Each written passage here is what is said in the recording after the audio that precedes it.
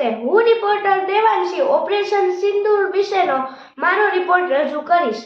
22 April 2025ના રોજ પહેલગામની શાંતિપૂર્ણ ખીણો ચીસો પાડી ઉઠી। આ તે દિવસ હતો જ્યારે માનવતાનું લોહી વેડાવવામાં આવ્યું હતું।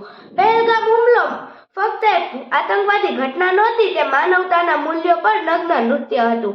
આતંકવાદીઓએ તેમની બર્બરતાની બધી હદો ઓળંગી દીધી।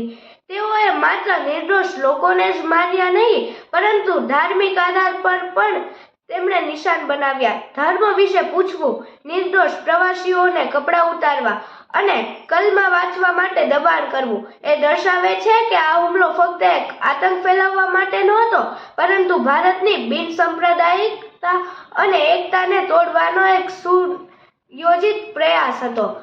હુમલામાં 28 નિર્દોષોને મારવામાં આવ્યા। કાયરતાનો હુમલો। પહેલગામ હુમલા પછી દેશમાં ગુસ્સો અને શોકનો માહોલ છવાઈ ગયો હતો। પ્રધાનમંત્રીએ ઉચ્ચ સ્તરીય બેઠક બોલાવી, જેમાં ત્રણેય સેનાના વડાઓ અને રાષ્ટ્રીય સુરક્ષા સલાહકારોએ ભાગ લીધો। આ બેઠકમાં જ ઓપરેશન સિંદૂરનો પાયો નાખવામાં આવ્યો। ઓપરેશન સિંદૂરનું નામ ઓપરેશન સિંદૂર એટલે રાખવામાં આવ્યું કારણ કે તે નવદંપતીઓને ધ્યાનમાં રાખીને રાખવામાં આવેલું ઓપરેશન હતું। ઓપરેશન સિંદૂર વ્યૂહરચના અને તૈયારી। ઓપરેશન સિંદૂર એક ખૂબ જ જટિલ અને બહુપક્ષીય ઓપરેશન હતું। તેમાં માત્ર લશ્કરી કાર્યવાહી જ નહીં, પરંતુ ગુપ્ત માહિતી એકત્રિત કરવા, રાજદ્વારી દબાણ અને મનોવૈજ્ઞાનિક યુદ્ધ પણ સામેલ હતું। સૌપ્રથમ ભારતીય ગુપ્તચર એજન્સીઓએ હુમલામાં સામેલ આતંકવાદીઓ અને તેમના ઠેકાણાઓ વિશે ચોક્કસ માહિતી એકત્રિત કરી। આતંકવાદીઓએ દરેક હલનચલનને ડ્રોન, સેટેલાઇટ અને માનવગુપ્ત માહિતી દ્વારા ટ્રેક કરી। આ પછી ત્રણેય દળોના સેના, ભારતીય સેના, ભારતીય વાયુસેના અને ભારતીય નૌકાદળે સંયુક્ત રણનીતિ બનાવી। ઓપરેશન સિંદૂર માત્ર લશ્કરી વિજય નહોતો, પરંતુ તે રાષ્ટ્રની એકતાનું પ્રતીક પણ હતું। આ હુમલા પછી દેશના ખૂણે-ખૂણેથી લોકોએ આતંકવાદ સામે અવાજ ઉઠાવ્યો। રાજકીય પક્ષોએ મતભેદો ભૂલીને એકતા દર્શાવી। સમગ્ર દેશની એકતાને આતંકવાદીઓએ સ્પષ્ટ સંદેશ આપ્યો કે ભારત તેના નાગરિકો પર કોઈ પણ હુમલો સહન કરશે નહીં। તે સંદેશ હતો કે ભારત તેની સાર્વભૌમિકત્વ અને અખંડિતતાના રક્ષણ માટે કંઈ પણ કરી શકે છે। 22 એપ્રિલ 2025ના રોજ પહેલગામ હુમલો એક દુઃખદ ઘટના હતી, પરંતુ તેણે ભારતને એક નવો સંકલ્પ આપ્યો। ઓપરેશન સિંદૂર એ સંકલ્પનું પરિણામ હતું। પહેલગામનો ઘા ક્યારેય રૂઝાશે નહીં, પરંતુ ઓપરેશન સિંદૂર એ ખાતરી આપે છે કે લોહીનો હિસાબ લોહીથી જ લેવામાં આવશે। આ એક મહાન ગાથા છે જે અદમ્ય હિંમત, અટલ નિશ્ચય અને રાષ્ટ્ર પ્રત્યેના અમર્યાદિત પ્રેમને દર્શાવે છે।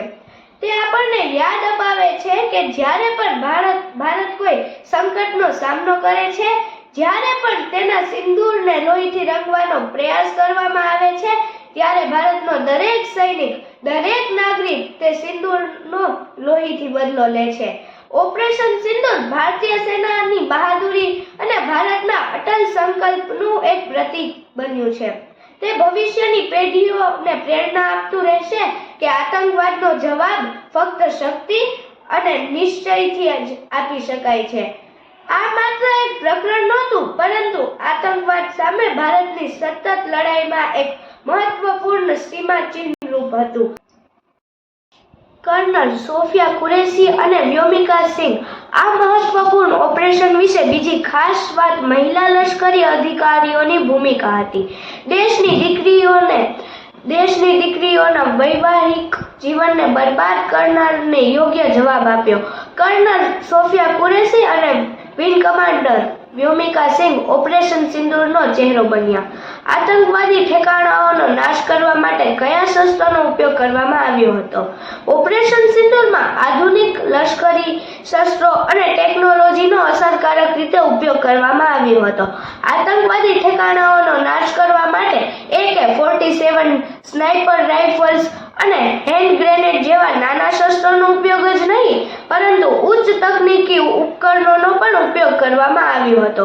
ડ્રોન અને યુએવી આનો ઉપયોગ દેખરેખ, લક્ષ્ય નિર્ધારણ અને ચોકસાઈ વાતચીત રેખાઓને વિક્ષેપિત કરવામાં આવ્યો હતો. લેઝર માર્ગદર્શિત મિસાઇલો અને સ્માર્ટ બોમ્બ. લેઝર માર્ગદર્શિત મિસાઇલો અને સ્માર્ટ બોમ્બનો ઉપયોગ દુર્ગમ ભૂમિ પ્રદેશમાં છુપાયેલા બંકરો અને ઠેકાણાઓને નષ્ટ કરવા માટે કરવામાં આવ્યો હતો. વિશેષ દળના શસ્ત્રો M4 કાર્બાઇન અને ટેવોર રાઇફલ્સ જેવા અત્યાધુનિક નાઇટ વિઝન ગોગલ્સ વિશેષ દળોના શસ્ત્રો હતા. કોમ્યુનિકેશન જામર અને ઇલેક્ટ્રોનિક્સ યુદ્ધ પ્રણાલીઓ. દુશ્મનના સંદેશાવ્યવહાર નેટવર્ક્સને વિક્ષેપિત કરવા અને તેમની ગતિવિધિઓને મૂંઝવણમાં મૂકવા માટે કોમ્યુનિકેશન જામર અને ઇલેક્ટ્રોનિક્સ યુદ્ધ પ્રણાલીનો ઉપયોગ કરવામાં આવ્યો હતો. રાષ્ટ્રવ્યાપી એકતા, આતંકવાદ સામે ભારતનો સીધો સંદેશ. દુશ્મનને કેવી રીતે યોગ્ય જવાબ આપવામાં આવ્યો? ઓપરેશન સિંદૂર 6-7 મેની મધ્યરાત્રિ પછી શરૂ થયું. આ કાર્યવાહી 22 એપ્રિલના રોજ પહેલગામમાં થયેલા આતંકવાદી હુમલાનો જવાબ હતો. ભારતે પાકિસ્તાન અને POKમાં 9 આતંકવાદી ઠેકાણાઓને નિશાન બનાવ્યા.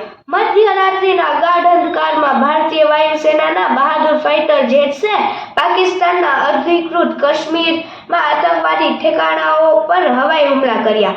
આ હુમલા એટલા સચોટ અને વિનાશકારક હતા કે સંપૂર્ણપણે પાકિસ્તાનના શિબિર કેન્દ્રો અને